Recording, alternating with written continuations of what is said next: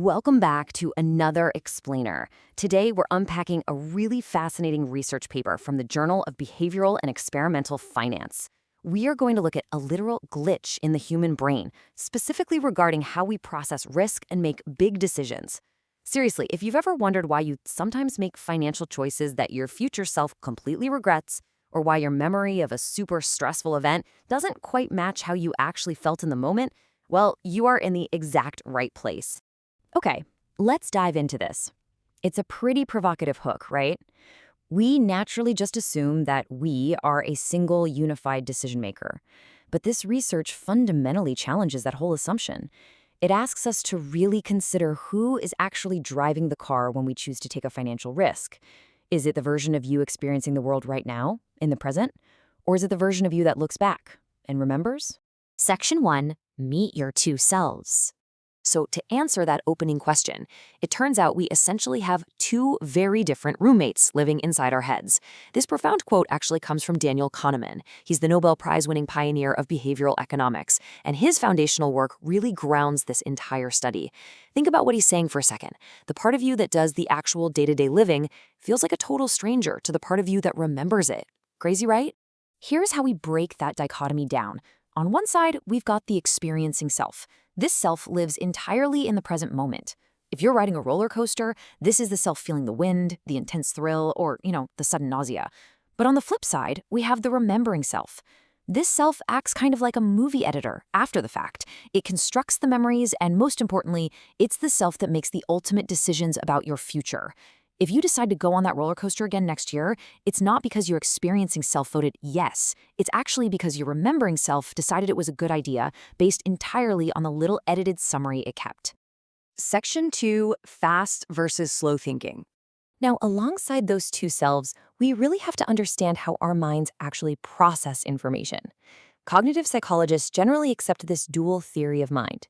You have System 1, which is incredibly fast, automatic, and intuitive. It's our evolutionary instinct, the thing that helps you jump out of the way of a falling rock without having to stop and do a physics equation.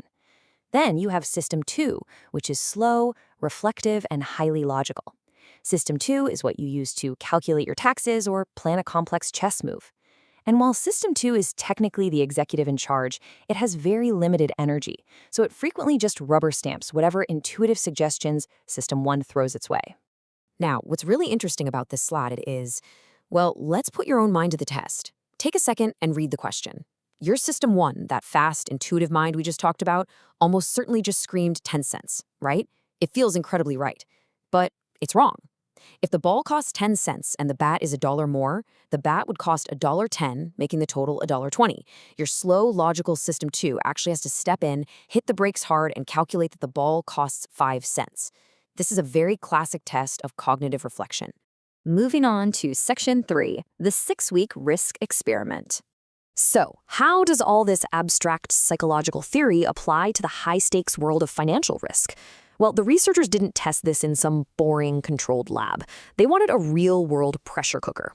So they tracked 82 actual investors over a highly volatile 6-week period back in 2018, right during the Brazilian presidential election. This was a hugely polarized race between right-wing candidate Jair Bolsonaro and leftist candidate Fernando Haddad. And honestly, regardless of anyone's political stance, this specific period triggered massive macroeconomic and political instability in the region. It was literally the absolute perfect real-world stress test for observing how people process risk when their money and their country's future are totally on the line. To keep the participants fully grounded in reality, the researchers constantly primed them with shifting real-world data. They provided the absolute latest macroeconomic news. We're talking GDP growth, inflation numbers, dollar prices, and base rates, right alongside the weekly election polls. This ensured that the participants' experiencing selves were reacting in real time to genuine unfolding uncertainty, not just a simulation. And here is exactly how they capture the data. Step 1. Every single Friday, participants were asked to rate the level of financial risk they were personally willing to take at that exact moment. This gave the researchers a pure, unfiltered measurement of the experiencing self. Then, step 2, after the entire 6 weeks were over, in week 7, the researchers asked them to look back and rate their total experience of risk tolerance for the entire period. This gave a measurement of the remembering self. So the researchers were directly comparing the actual 6-week day-by-day journey against the final memory of it. Which brings us to section 4, the memory illusion. Okay, this is where things get truly wild. Before we look at the exact numbers from those investors, we need to quickly define a critical cognitive bias called duration neglect. Our memory, which is governed by that FAST System 1 we talked about earlier, absolutely hates doing complex math. Instead of averaging out every single moment of a 6-week period, the brain literally throws out the timeline. It completely, totally ignores how long an experience actually lasted. And this duration neglect, it naturally leads us straight to the peak end rule. Because our memory throws out the duration, it desperately needs a shortcut to create a summary. So it judges an experience almost entirely by 2 singular moments: how it felt at its absolute peak of intensity and how it felt right at the very end. Kahneman famously proved this in a cold hand experiment, where people actually chose to endure a longer period of physical pain simply because the very end of that longer period was slightly less painful than a shorter alternative. The ending completely skewed their entire memory of the event. So the crucial point is exactly what happened to our Brazilian investors. When the researchers averaged out the weekly Friday reports, the true experiencing self, the average risk tolerance score was 2.06. But when they asked the remembering self in week 7 to rate the overall period retrospectively, the score jumped up to 2.14. People remembered themselves as being way more willing to take risks than they actually were while living through the uncertainty. The memory just did not match the actual experience. Tracking the frequency of responses over the weeks reveals this really steady creep upward toward week 6 as the election concluded and overall uncertainty dropped. The data proved that the global retrospective rating in week 7 depended almost entirely on that end moment in week 6. The participants exhibited total duration neglect. Their remembering self completely ignored the intense stress of the first 5 weeks and anchored completely to how they felt right at the finish line. The peak end rule was in full effect here. Section 5. Does being smart help? Now, you might be thinking, okay, but surely highly logical analytical thinkers wouldn't fall for a basic memory glitch like this, right? Well, to test this, in week 7, the researchers gave participants the cognitive reflection test. That's the bat and ball test we did a few minutes ago. They split the investors into 2 groups: the low CRT group, who rely heavily on fast System 1 intuition, and the high CRT group, who are the slower, highly logical System 2 thinkers. The first major finding here was that the high CRT group consistently reported higher levels of individual risk tolerance across the board.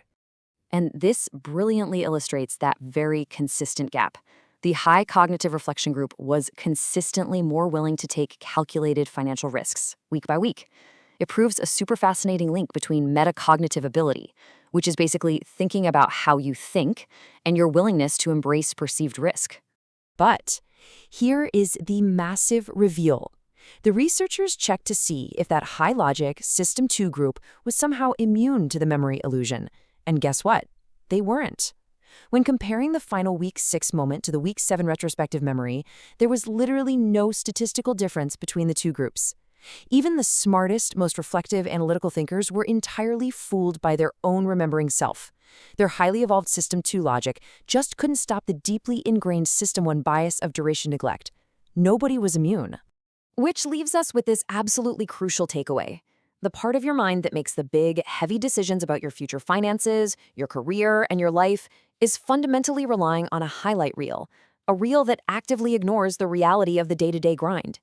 It heavily overweights how things ended and entirely forgets how long the stress actually lasted. If your remembering self is running the show based on a totally flawed summary, ask yourself this: the next time you evaluate a major life risk based on your past experience, can you ever truly trust your own memory? Thanks so much for joining me on this explainer, and keep learning.